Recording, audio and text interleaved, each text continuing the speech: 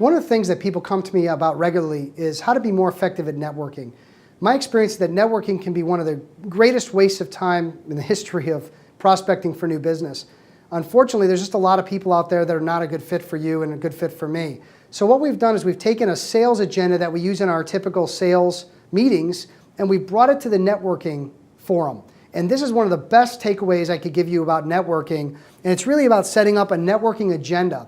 So again, after you've spent about 5 or 10 minutes kind of warming up the new friend that you've met at a networking event and you're sitting down together at a Starbucks or at some restaurant, you want to establish a couple of ground rules. So I would say, hey Bob, in order to make the best use of our time networking today, I was hoping we could establish just a little agenda. Is that okay?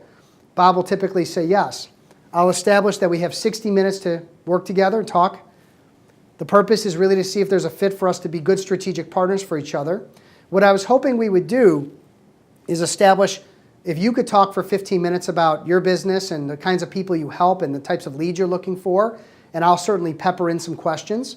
Then let's turn it around and I'll speak for 15 minutes about people that I'm looking for and what my business is all about.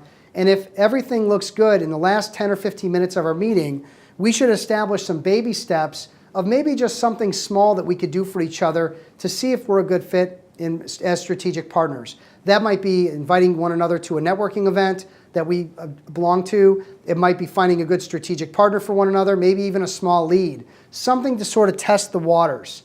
And by doing that, and both parties agreeing to some small baby step, two things happen. Number one is you actually get something out of your networking time meeting with that person. Second is you really do get to test them and understand, are they good at following up?